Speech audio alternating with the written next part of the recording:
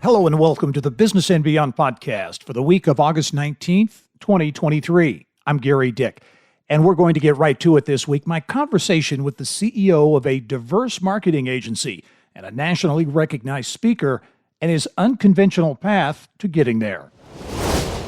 And I am pleased to be joined on the podcast this week by Travis Brown, the founder, CEO of MoJo Up Marketing and Media. Travis, how are you? I'm doing great. It's a pleasure to be with you. I've been a longtime fan of watching your shows and all the wonderful guests you have. So it's an honor to be with you today. Well, I appreciate that, Travis. And you have a really great story, all the way around. So I'm anxious to get into that. First of all, though, MoJo Up Marketing, Black-owned, minority-operated business. Give us a thumbnail description of what MoJo Up Marketing is all about.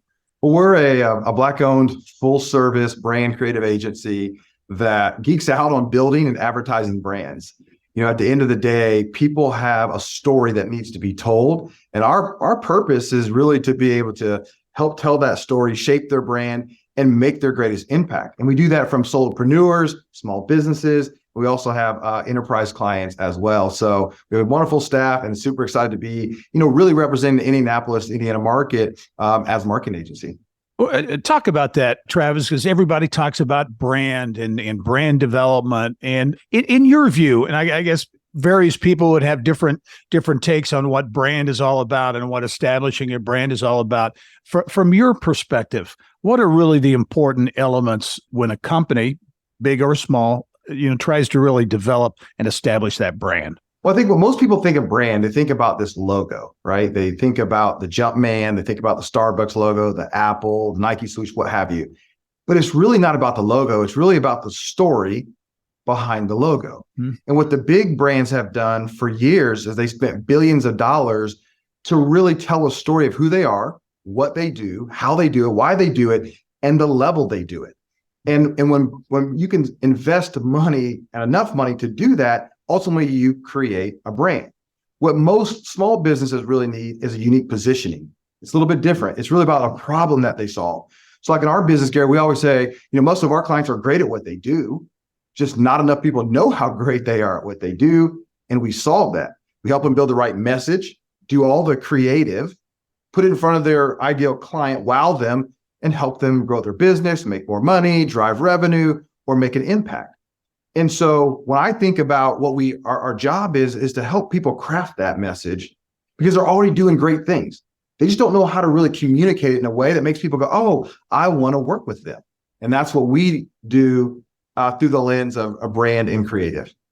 Talk about MoJo Up Marketing. How old is the company? And you're obviously gaining a lot of traction, and you are gaining a lot of attention too on the speaking circuit and other things. Talk about the growth of the organization.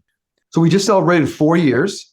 We, like a lot of businesses that opened 4 years ago, 6 months later, we were inside of COVID trying to figure out. Right. Yeah. We realized that, we couldn't go shoot video. We couldn't, go network to get business. We couldn't meet the clients. So that was a very difficult time, but we survived. And now we're on our way to thriving, which for us has been the growth of understanding how to work in the small business market, which is where we got our origin, personal brands, things like that nature, to now working with Lily's and AES, Southwest Airlines, the airport, bigger enterprise level clients, and finding a way to be able to say, okay, we can really help you think about a strategy that tells a story that connects to an audience that moves your needle. And what makes us, I think, a little bit more unique is we get to come behind that and say, well, we can also design all of it, right? So copy, graphic design, we have a robust video production team. And Gary, a lot of people see our video work and they're like, okay, wow, MoJo Up was on the scene, but it was the strategy that drove that. And then we can also run a media buy campaign and make sure that you put that in front of our audience. So the evolution has gone from that personal brand, small business, and now we found a space with large companies as well. Yeah, I think it's interesting too, because I think for a long time, there was always that perception that, boy, to get that full service, high level marketing, media type service, you had to go to Chicago or the coast or other place. But that's it. And you are an example of dispelling that and that there's great creative right here in Indianapolis and Indiana. Well, especially if you want to add in a lens of diversity. So one of the things that we really stand on is our diversity. And we always say we're diverse and talented. because sometimes people believe that if this is a choice, you got to choose diversity or talent. And we go, no, we're both. And the reason why that's so important to people out there is because as you try to really expand your audiences and really market your product or service to a diverse group of individuals, maybe it's internally with your staffing or your potential clients, we believe that we have that ability to go, our diversity, both racial, obviously from Black owned, and we have a lot of minorities in our company, from a male female perspective, from an age perspective, from a geographic region of where people come from perspective, that we can think like, talk like, act like, and sell like your customers need to have that experience. And so in the agency world, especially in Indianapolis, there are a lot of great agencies, and we look up to a lot of them and admire the work that they've done. We have more diversity from a racial perspective with 13 employees than the big agencies here in town do with 100. And so for companies out there that care about supplier diversity and that diverse messaging, we've become a go-to player for them. Do you find that in this age when certainly diversity, equity, inclusion, very important, increasingly important, do you find clients or potential clients from other parts of the country maybe are surprised at the level of diversity that you provide here in Indianapolis and the Midwest? Well, I think they're surprised right here in the greater Indianapolis area. I think you find that in Chicagoland or LA or New York, you can find some of that. But some of the biggest clients have said, even their big agencies of records don't have that kind of diversity. So it was very intentional to build a company to give diverse creatives an opportunity here. Really part of the passion or the mission of our company is through our excellence, like we're here to change the way that people think about diverse and talented creatives. And in this general Indianapolis area, we are the largest Black-owned marketing agency. Now, there's a lot of other wonderful Black creatives, designers, PR. There's pillars in individual services, but an agency like ours that's going toe-to-toe with some of the big agencies nowadays, we're a rare breed. You talk about creating brands. You have a brand yourself. You've become a sought-after speaker. It's a big part of your business and your brand. Talk about that, the messages that you get out there, and some of the companies, the organizations, the celebrities, Nicolas Cage, Jamie Foxx, and others that you've been engaged with. So you've had quite a ride on that from that aspect too. Yeah, the speaking platform has always given me an opportunity to stand on that stage and just motivate and inspire people to achieve things they maybe never thought possible. And so that's always been near and dear in any business that I've been in. But after 3,000 plus now paid talks in my life, the stage is something that still is inspiring for me. In fact, a couple of days ago, I was in Chicago for RE/MAX's Global Broker Owner Conference, on their big stage, talking about brand and story and impact. But I do have some really cool ones because I remember getting the call from at that time, which was Jamie Foxx's daughter. And the short version is I got to fly to LA, speak to her school at the time, which is Sierra Canyon, where Bronny James just graduated from. And at the time, I was doing leadership, and I looked down the end of this meeting. I did the whole school, and I was having a group of 10 kids that were sitting in this room. I looked down at the table, and it was Kendall and Kylie Jenner were in that room. And so you're speaking at a level now, and they're young, right? But the family, you know who they are. And this is, 2007 probably-ish, or 2009 maybe. And then now to see what they're doing now and know that you kind of had, an opportunity to sit in front of and hopefully at some level inspire people like that is definitely pretty cool. But I love the speaking platform, the opportunity just to help people and challenge people to be their best self. Well, you've come a long way from the early days growing up in Lafayette, Indiana, right? Tippecanoe County. Talk about life growing up in Lafayette. Well, I would say I'm an old guy now, Gary. So, back in the late 80s and 90s when I was in Lafayette, I graduated from McCutcheon High School, was a 3-star athlete, baseball, basketball, football, 12 varsity letters in those sports. And really sports was my thing. And as I have kids, my oldest is 21 at Purdue, and then I have two littles, an 8 and a 10. When I look back, I know that sports probably saved my life. It gave me a place to own, belong. But at that time, I was always an only, except my family members that happened to be in the school. And so it gave me a place that I could excel. And it wasn't about my color, my race, it wasn't about any of those things, my poverty that we grew up in. It just was an equal playing field for me to be great at something. And I think that was so important to my development of learning sports, athletics, and the competitiveness that you could control something. Because, a lot of people in poverty in some of those situations, you feel like you can't control all the other things around you. but if I could just control this. And that's what sports was for me. And it really drove me to try to be great at something. I know your parents divorced at a young age, and you spent, a lot of time with your mom. Your mom, I assume, was very much a role model, an important part of your development, and probably to this day, maybe. Well, back then, the world was just very different, and my mom was the person that took me to the batting cages, and I remember I was playing on the junior Olympic team after the 1992 Colt World Series, and we went on like a Tuesday night. We're flying to Beaumont, Texas, to play in the Junior World Series, Olympic World Series, and she jumped in her car, drove 25 hours to be there. Mom always has a part in my heart. And my dad, as I look back, there were lessons that he taught me, and the one thing that I really got from my dad too was about just he was a hard worker. He always loved people and was great.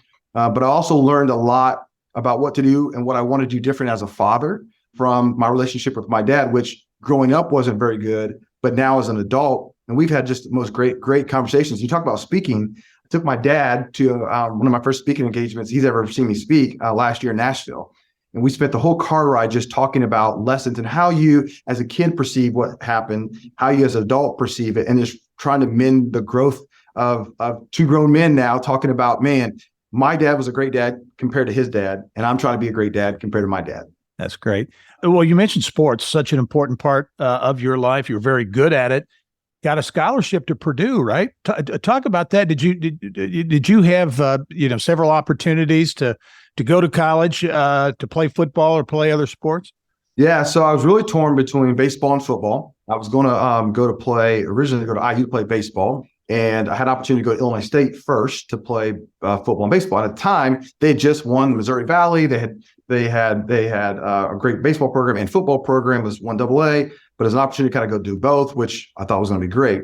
Then I went there for a year, then ended up leaving, coming to Purdue. And back then, the portal wasn't what it is, right? So you had to actually sit out an entire year, even when you transferred back then. So I went through the transition of Joe Tiller, or Coach Coleto's last year, and Coach Tiller's first year. And so I only made it a year, which was an experience in itself to kind of go through that. But now you look back, and there's a lot of guys that I built relationships with, even when I was there. Been a long time Purdue person, so everybody knows me. I love to give all IU people, crap for a lot of things. So, but you know what? That experience taught me a lot. It also taught me that you also have to have the right people in place. Because Gary, one of the biggest mistakes that I made in my life was when I decided to leave Purdue, and I had so much opportunity, and I needed that person that says, "Hey, I know it's tough. I know it's not working exactly like you want, but if you stick with it, it's going to be okay." And it's one of those things that ultimately has haunted me, but also drove me to do the things that I'm doing now. And also the way that I've raised my kids to really help them understand that, adversity is coming. It will come, and you have some choices to make on how you will overcome that. And that's how I approach my life now, especially through as a business and being a father and a husband. Well, talk about that, because I'm always fascinated how people deal with adversity and how things that seemingly are extremely negative and difficult turn out to, on the flip side, to be a positive. Ultimately, you left Purdue, and did I read right? Were you working in a pawn shop? Yeah. Look, I'm impressed. Gary did deep homework, I remember having this moment where I was working at a local pawn shop in Lafayette, and here I was, there's athlete scholarship opportunities, and then I'm working at a pawn shop, and I remember having this epiphany, like, this is not what I envisioned for my life. This is not the direction, and my mom and my dad were both factory workers all their life for the most part. And I'm like, this is not who I wanted to be. And I think everybody has that spot where you get in life where you're like, I didn't want this, right? I didn't want to be in a divorce situation. I didn't want to be in a financial challenges. I didn't want to be in this job dead end. And you have two options. It's either, you pack your stuff up and you just go away, or you have to figure out how you get out of that. And for me, getting out of it was starting to listen. This is old school, Gary, the Amway business. Yeah. Yeah. And they used to have these tapes that you could listen to that were positive motivational tapes. And it helped to start retraining my mind about positivity, what could happen, what I could do. And I have a little small group of influencing people that were like, no, you can make it.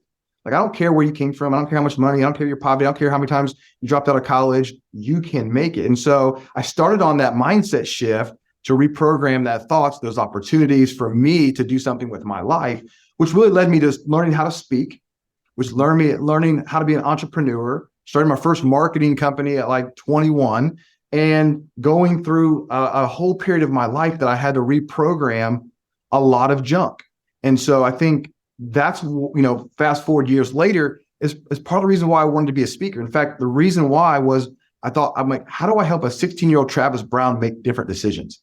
Yeah. How could I do that? If I could get on a stage in an audience in front of 16-year-olds to help them make a better decision, or help that kid who's in college is thinking about quitting, not quit.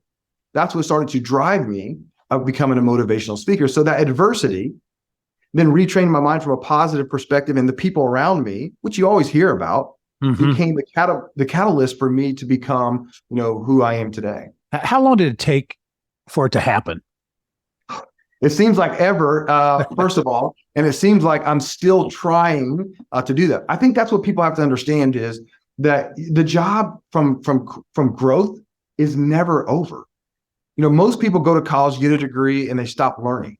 For me, because I became a 2-time college dropout, which meant that my path of job and opportunity was going to be limited because of lack of education traditionally, I was going to have to educate myself more. I just told somebody, I've spent no less than $15,000 a year for the last 20 years educating myself with coaches, consultants, courses, masterminds, like no less than that, probably double that if I actually ran the math.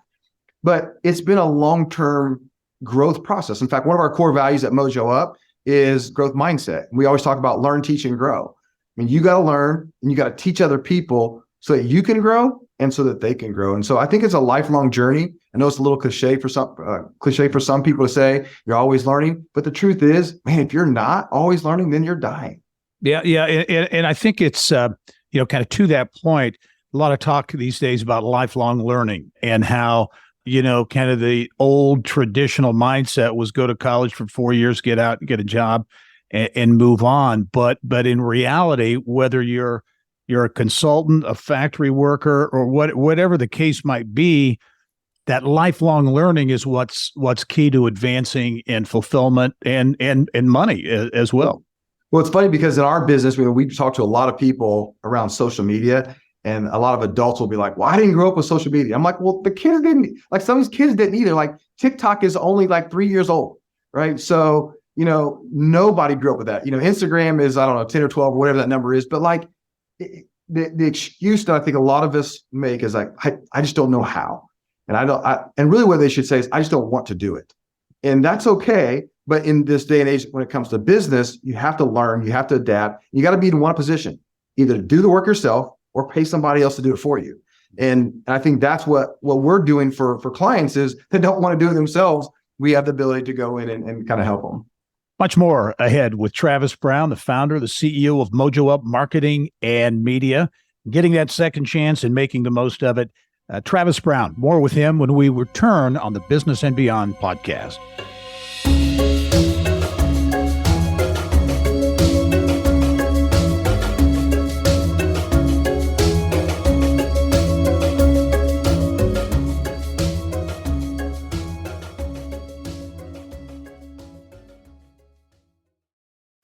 At PNC Bank, we're committed to making a difference in the lives of our customers and communities by helping them move forward financially.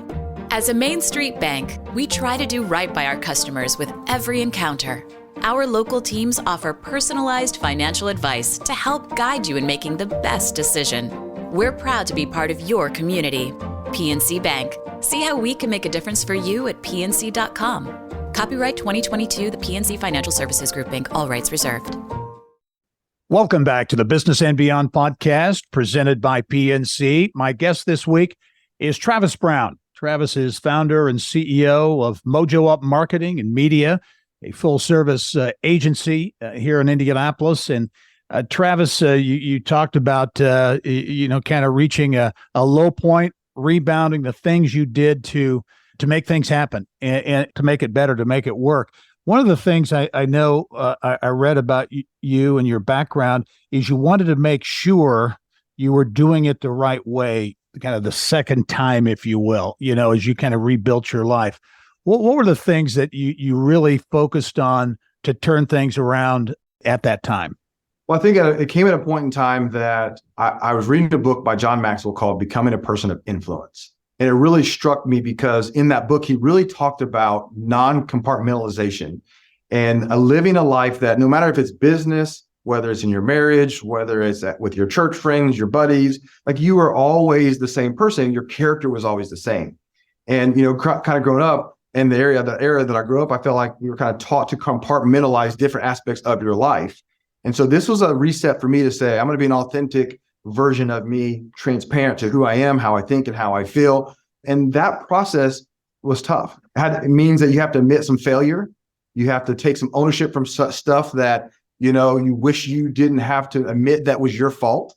And for me, that started on this rebound with a marriage that ended. And so that was a tough part of my life because my parents divorced at a young age, the time I had a 3-year-old, and I didn't want to go down that path, but decisions took me down that path. And so then I had to try to rebuild it from a personal perspective, and then from a financial perspective, and from a career perspective. And, we talked about adversity a little bit ago. Those are all things that you have to be dialed in to say, I'm going to own it, and then I'm going to fix it. And my life has been a series of just, mistakes, failures, and then fixing it. In fact, Gary, I used to talk to kids a lot of times. I used to tell them, listen, the biggest difference between me and you is I just have more failures. Like, I just have more failures. I've done this longer, made those mistakes, and I'm willing to accept them and then move on from them. And I think that was a part of my journey that was instrumental in who I am today. Do you think that kind of ties back to, you talk about the importance of sports in your life and failure in sports, which is, commonplace, a Major League Baseball player hits 1 out of 3 and he's Hall of Fame, 300 hitter, but being able to deal with failure and to use failure as kind of that learning experience. Well, I think I was faced with it so much that instead of running from it, hiding from it, or acting like it doesn't exist, I tried to leverage it. It became like, okay, I failed, but I'm going to prove that I can still succeed. And sometimes that's dangerous because then you're trying to prove to other people. And don't get me wrong, I had demons that I felt like I had to prove to other people because some people had bet on me. Some people had thought I was going to be, something more significant than I was at a point in time in my life. And so I had to change that. And I think sports does give you that competitiveness where you're like, you understand how to win and lose. The thing about life is you have to figure out what is winning and losing in the game of life. And for a lot of people, especially athletes, they really search for that same adrenaline, that same excitement, that same thrill. And so I was looking for that from a business, from a personal perspective. It just took me some time to figure that out. Now, part of that was just a spiritual journey that I was on. I'm a Christian. I love Jesus. And so once I understood that I was good enough, whole enough to be who I was in my own skin, then I didn't have to try to do it for everybody else. It was about me and my relationship with the Lord. So that was a big also shift in my life to just recalibrate my integrity, my honesty, my direction, my vision, to say, I have a direction I want to go. And then Travis Brown, are you willing to do the work to get there? You could have gone into, I assume, various directions as you looked for your ultimate career.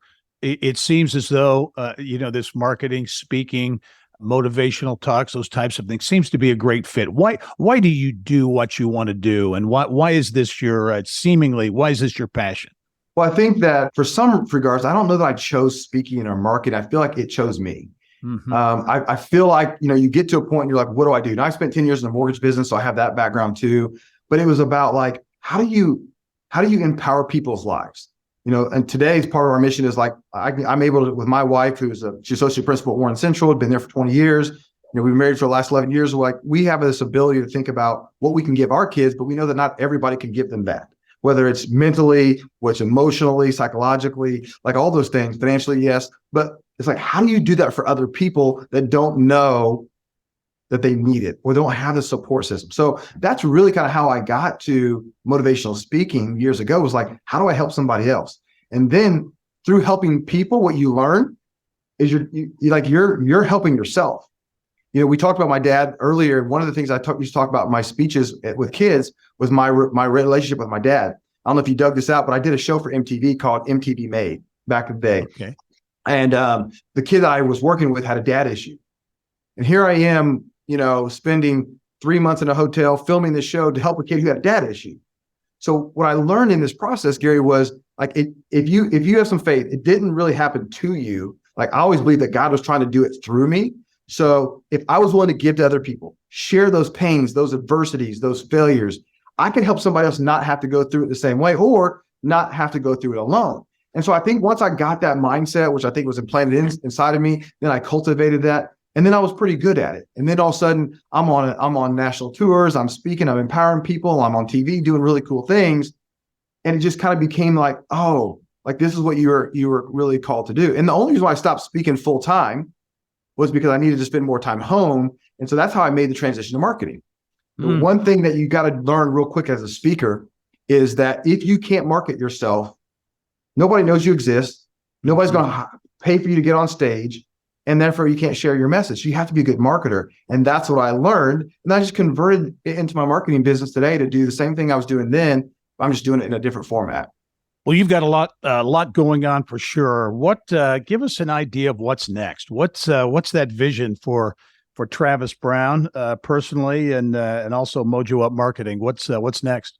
Well, personally, it's easy. It's just I'm trying to be a great husband, father, friend to the people that are around me. From a company perspective, number one, we're just trying to build an amazing culture. It's about a culture that everybody wants to come work at, be a part of, and nobody wants to leave. And I think that's important to us to build that type of culture here at MoJo Up. From a client perspective, it's also about elevating our opportunity to do great work, meaningful work. But like I mentioned earlier, it's not just about MoJo Up. We're trying to pave the way to make it easier for other MBEs, other Black-owned agencies and creatives to do what we're doing. And I was talking to a guy yesterday at lunch, and I said, I don't know if we want to build this to sell it or really build it how I originally thought it, which was to be 25, 30 years down the road. There's still a Black-owned marketing agency in this city that's competing at the highest level. And, we've had a chance recently. I'm super excited for our team to go toe-to-toe with a lot of the big agencies. We won a long-term account, Renew Agency of Records for the Girl Coalition of Indiana. And so it was a big deal for us. Kind of put us on the map a little bit when it comes to that recognition. And when you realize you can do that and all the impact that it makes, the motivation that is giving other people. I have a podcast called Diverse and Talented that really features top executives, Black and brown executives in the city, just all those different parts that come together. And I hope it leaves one message, is that you can do it. You can be it. You can accomplish it. You're going to go through adversity. You're going to have challenges, but you can make it. Travis Brown is the CEO, the founder of MoJo Up Marketing and Media. Travis, really been a pleasure to catch up with you and hear about your story, and importantly about your success too. And I've got a feeling there's more success in your future, and look forward to following that. Thanks for joining us. Thank you for having me. It was great being here. All right. And thank you for joining us on this episode of the Business and Beyond podcast presented by PNC. It is a weekly conversation with achievers in business, sports, entertainment, and beyond. And you can catch all of our episodes and Indiana Business News 24/7. All you have to do is go to InsideIndianaBusiness.com. I'm Gary Dick. Thanks for joining us. We'll see you next time.